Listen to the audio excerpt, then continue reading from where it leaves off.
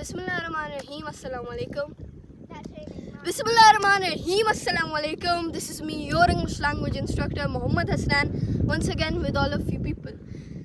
On this special occasion of coming and swimming in Khanpur Dam, there is a lot that I want to share with you people. A lot of things that are more related to humanity and morals rather than English or my common topics. I would like to speak about why we are destroying nature. As you guys know, there's recently been a hike and rise in climate, and why is the biggest question? Why would be? Because of all the pollution. Now I know this is the age-old classic, and I also know about different things such as about different other climate conditions and different other climate changes that are happening right now. I know about most of them. I know very well about what's happening and what not, and the major reason is not actually pollution, but rather something else. But actually, pollution plays a vital role in the destruction of natural habitats, indirectly making places less good or making places more hot. So in simple terms, let me tell you something about the pollution of Pakistan. Now, for example, I came here and the first thing I see is the garbage on site.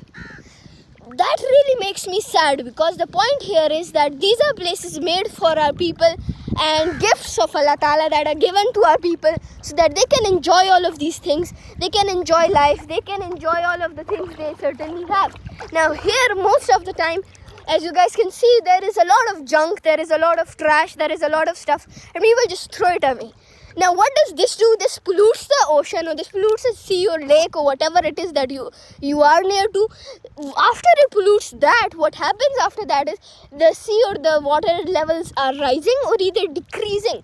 Once it is decreased, there is a lack of water, and because of the lack of water, there is a lack of fertileness in the sand or in the dirt of that certain place, the soil of that certain place. Meaning there would be less trees, and even these things would cause the deficiency of trees. And when there are less trees, there is a certain less amount of coolness in the air, or we can say that there is a certain hike in that place or that area's hotness. Now, for example, if a place normally would have, like for example, there are these urban climate change cities or urban places that have so many different big towers of glass and big towers of concrete. These actually increase the heat, since it actually absorbs all the heat. But trees, they actually don't absorb the heat, but rather they convert the heat and they convert the carbon dioxide into oxygen, creating more thing. So the point here is that indirectly, when you're doing this, it's creating a lot of different side effects that will not seem big to you, but in the future, in the near future, it will be a big problem, a big thing. Now, how do we do changes to that?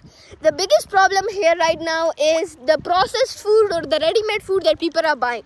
Lots of times, these people are buying canned foods. These people are buying foods that are in different type of bags and different type of plastic bags, etc. And all of these things, they create more pollution. What I would like to say is, rather than having that, bring homemade food, eat that. Secondly, don't throw it away. Take it with yourself to your home, or take the garbage with you somewhere else where you can actually dump it.